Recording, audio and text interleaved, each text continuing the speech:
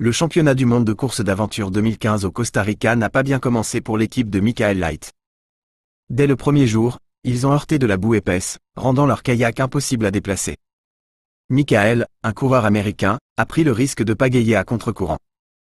Cela a provoqué des tensions avec son équipe, en particulier Léo, qui était en colère que Michael ait ignoré leurs suggestions. Pour couronner le tout, Léo a publié une photo du visage grognon de Michael sur Instagram, un rappel amusant de leur course ratée. 3 ans plus tard, de retour dans le Colorado, Michael se prépare pour le travail. Sa femme, Hélène, lui rappelle de porter son t-shirt d'entreprise, mais Michael pense que son père, propriétaire de la société immobilière, s'en moquera. Il a tort. Son père le remarque immédiatement et insiste pour que Michael porte le t-shirt. Michael déteste ce t-shirt car il porte le nom de son père. Plus tard, le père de Michael découvre quelque chose d'étrange. Une liste d'acheteurs potentiels de maisons a la même écriture gauchère sur toutes les signatures. Il se rend compte que Michael a inventé la liste pour faire croire qu'ils ont plus d'intérêt qu'ils n'en ont en réalité. Michael soutient qu'il ne peut pas forcer les gens à acheter des maisons et que les tactiques de marketing de son père sont ennuyeuses. Ils ont une conversation sérieuse. Michael doit prendre son travail au sérieux ou trouver autre chose à faire. 3 autres années passent et Michael n'arrive toujours pas à oublier sa course passée et cette photo embarrassante. Il est tellement concentré dessus qu'il brûle même les steaks. Malgré son humeur, Hélène reste une épouse patiente, peut-être parce que Michael est un bon mari et un bon père. Finalement, après les encouragements d'Hélène et la conversation avec son père, Michael décide de courir à nouveau. Maintenant, il doit trouver une équipe et des sponsors. Michael compose son équipe avec 2 marginaux comme lui, ayant chacun des défis à surmonter. Chic, un cycliste fantastique, a un mauvais genou. Olivia, une grimpeuse professionnelle qui a arrêté la compétition pour échapper au contrôle de son père, est une experte de l'escalade. Les sponsors n'offrent que $50 000, soit la moitié de ce que Michael a demandé. Il l'oblige également à ajouter un 4e membre, Léo, l'ancien coéquipier de Michael et star actuelle d'Instagram.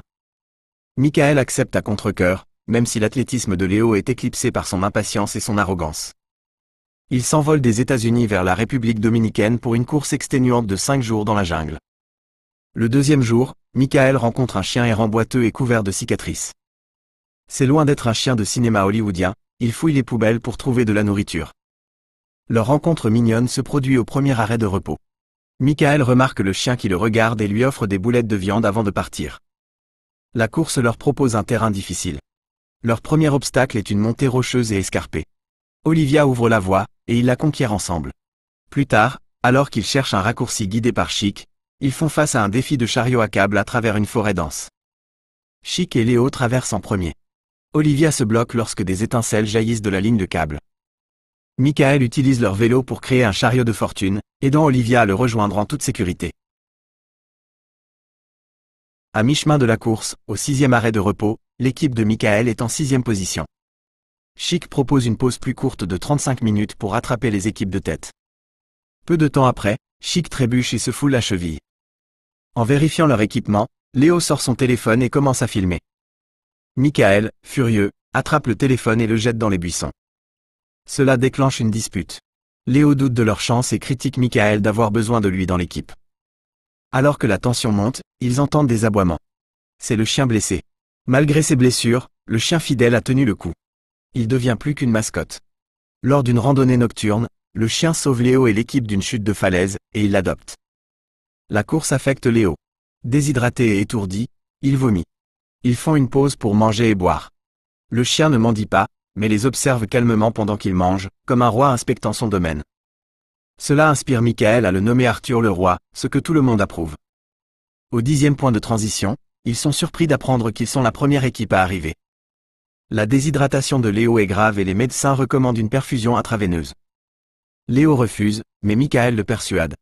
Comme ils sont loin devant, ils prolongent leur repos à 4 heures, ce qui laisse le temps à tout le monde de récupérer, y compris Léo et Arthur, le chien blessé. Michael a une conversation intime avec Olivia. Elle révèle qu'il ne reste qu'un an à vivre à son père, elle avait déjà mentionné son cancer du pancréas. Peu de temps après, Chic s'approche de Michael.